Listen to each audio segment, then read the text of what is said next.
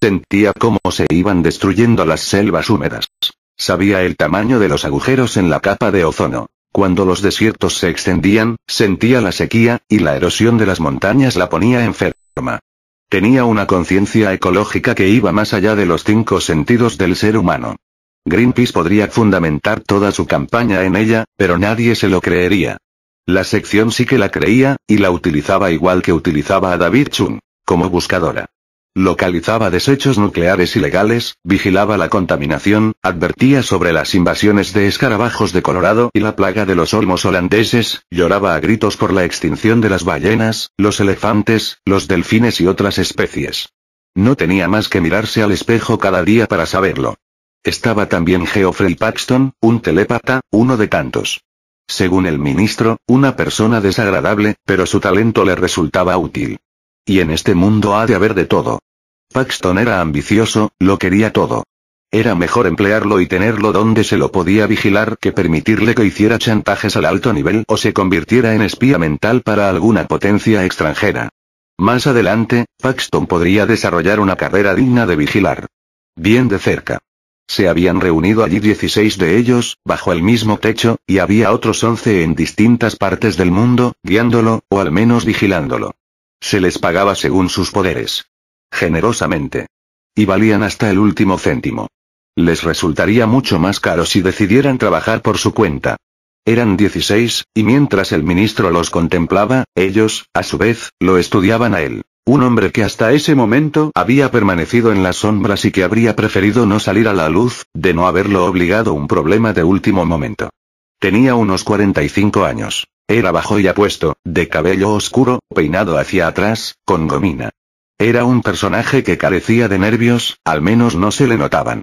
Calzaba zapatos de charol negro, vestía un traje azul oscuro y llevaba una corbata azul claro. Tenía algunas arrugas en la frente, pero aparte de eso, su cara era perfectamente lisa, y sus ojos brillantes, claros y azules. Sin embargo, en ese momento, sobre todo después de su conversación con Ben Trask, parecía molesto. Señoras y señores, no era amigo de preámbulos, lo que debo decir parecería fantástico a cualquiera que estuviera al otro lado de estas paredes, del mismo modo que resultaría fantástico cuanto ocurre aquí dentro. Procuraré no aburrirlos con demasiados detalles que ya conocen. Los he reunido aquí para informarles que tenemos un problema sumamente grave. Primero les contaré cómo surgió y cómo salió a la luz. Después tendrán que decirme cómo solucionarlo, algo para lo que sé que hasta el menos dotado de ustedes, si podemos utilizar esta expresión, posee más experiencia que yo. En realidad, son ustedes las únicas personas con experiencia en estas cosas, de manera que son los únicos que pueden enfrentarse al problema que nos ocupa. Inspiró hondo y luego prosiguió. Hace un tiempo, nombramos a un traidor como jefe de la sección PES. Hablo de Wesley. Pues bien, ya no podrá causar más daño. Después de él, mi tarea consistió en que no se repitiera tan mala experiencia.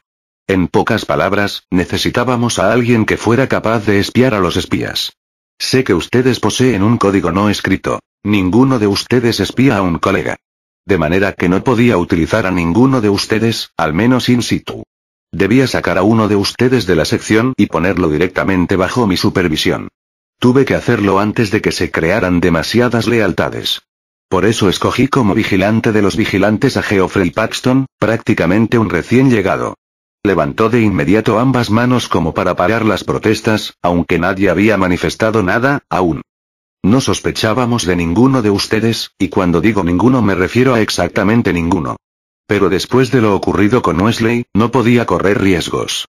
No obstante, quisiera que entendieran que sus vidas privadas siguen siendo eso, privadas, y que no nos hemos metido en ellas. Paxton ha recibido siempre instrucciones muy estrictas de que no debía interferir ni fisgonear en nada que no tuviera que ver pura y exclusivamente con asuntos de la sección. Es decir, con la seguridad de la sección. Hace unas semanas tuvimos una misión en el Mediterráneo. 2 de nuestros miembros, Layard y Jordan, se habían encontrado con una desagradable oposición. Se trataba de un asunto de suma gravedad, pero no carecíamos de precedentes. Darky Clarke, el jefe de la sección PES, viajó hasta allí acompañado de Harry Keogh y Sandra Markham, para ver qué podía hacer. Más tarde, se les unieron Trask y Chung, que también recibieron ayuda de otros lados. En cuanto a la capacidad de los agentes, Clark y Trask habían tenido experiencia con ese tipo de cosas y Keok. Bueno, Keok es Keok. Si lográbamos reactivarlo, recuperar sus poderes, para la sección significaría una gran ayuda. En principio, su presencia en esta acción era como consejero y observador, porque no había nadie que supiera más que él sobre vampirismo. Hizo entonces una pausa significativa. Todavía no sabemos a ciencia cierta lo que ocurrió en Rodas, las islas griegas, Rumanía, pero sabemos que perdimos a Trevor Jordan, a Ken Layard y a Sandra Markham. Y cuando digo que los perdimos quiero decir que están muertos. Como verán ustedes, tuvieron un problema serio, un problema que Dark y Clark nos hizo creer que estaba resuelto. Evidentemente, Arriqueo podría contárnoslo todo, pero por el momento ha decidido darnos muy pocos datos. A esas alturas, la respiración de los allí reunidos era casi audible, incluso pesada, impaciente. El ministro vio que alguien se había puesto de pie. Dado que la única luz iluminaba la tarima, tuvo que entrecerrar los ojos para ver quién se había levantado en las sombras, pero al cabo de unos instantes consiguió reconocer a Ian Godley, el clarividente alto y esquelético. Sí, señor Godley. Señor ministro, contestó Godley con voz chillona, aunque en él era algo natural, sé que no sacará usted conclusiones erróneas ni se ofenderá si digo que, hasta ahora, lo que ha expresado lo ha dicho con absoluta integridad y honestidad, con el corazón en la mano, tal como lo ve y con la mejor de las intenciones. No creo que ninguno de los aquí presentes dude de ello, ni que haga falta ser muy valiente para venir aquí y tratar de contárnoslo, sobre todo sabiendo de antemano que entre los aquí reunidos hay quien podría leerle el pensamiento. El ministro asintió e hizo esta aclaración. Sobre la valentía no sé qué decirle, pero todo lo demás es correcto. Es más, descarta cualquier tipo de subterfugio. Está claro, ustedes sin duda pueden verlo, que no tengo ninguna queja. Bien, ¿quiere ir usted al grano, señor Godley? Bien, la cuestión es que yo sí tengo una queja, señor, repuso Godley con tranquilidad. Todos nosotros la tenemos. Y por la marcha de esta reunión, creo que es muy probable que tendremos algunas más antes de que haya usted acabado. No por usted, entiéndame. No tendría sentido, porque mi talento me dice que será usted nuestro ministro responsable durante mucho tiempo. De manera que la queja no va con lo que ha dicho o con lo que piensa, sino con lo que ha hecho y lo que piensa hacer. O piensa hacernos hacer.